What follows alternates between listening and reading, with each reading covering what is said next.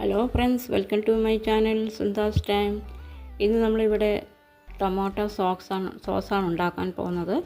അതിനാവശ്യമായി കുറച്ച് തക്കാളി നല്ലപോലെ കഴുകിയെടുത്തത് 250 ഗ്രാം എടുത്തിട്ടുണ്ട്. ഒരു സവാള മീഡിയം സൈസ്, 2-3 വെളുത്തുള്ളി, അതുപോലെ ചുവന്ന മുളക്. ആദ്യമായിട്ട് നമുക്ക് കഴുകി അരിഞ്ഞു വെച്ച തക്കാളി ഒന്ന് വേവിക്കാം.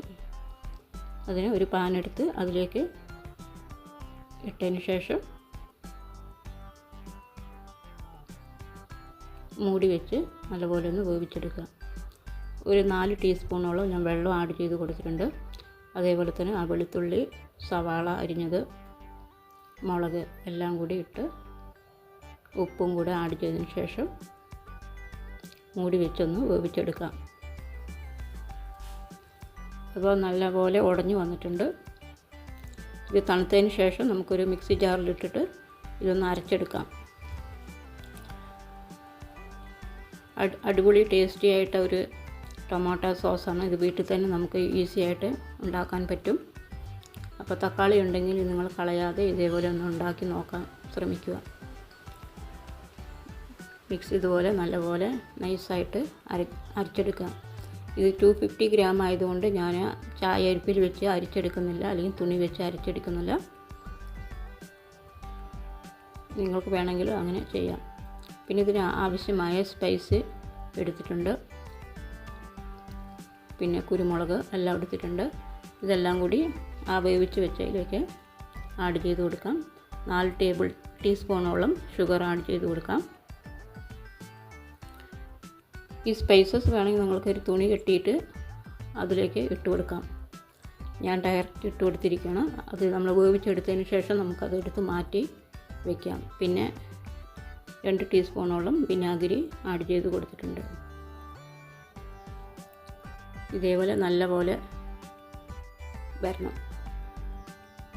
ഈ കൺസിസ്റ്റൻസിയിലായിരിക്കണം ടൊമാറ്റോ സോസ് റെഡി ആയിട്ടുണ്ടെന്ന് അർത്ഥം. അപ്പോൾ ഇത് റെഡി ആയിട്ടുണ്ട്. നമുക്കിത് തണുത്തതിന് ശേഷം ഒരു ജാറിലാക്കിയതിന് ശേഷം നമുക്കിത് ഫ്രിഡ്ജിൽ 3 മാസത്തോളം അടച്ചു വെച്ച് ഉപയോഗിക്കാം. അപ്പോൾ നല്ല ടേസ്റ്റിയായ ടൊമാറ്റോ സോസ് റെഡി ആയിട്ടുണ്ട്. അതിനാവശ്യമായി കുറച്ച്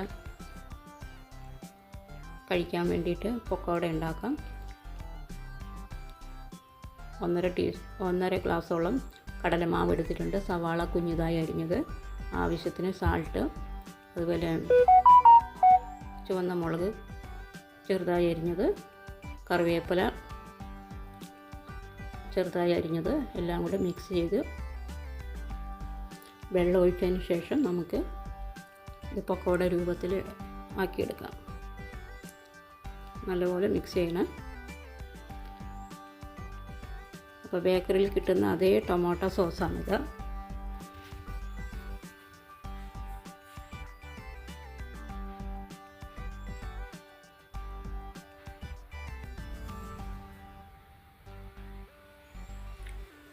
ഒരു പാനിൽ എണ്ണ ഒഴിച്ചതിന് ശേഷം നമുക്കിതൊന്ന് ഉണ്ടാക്കിയെടുക്കാം.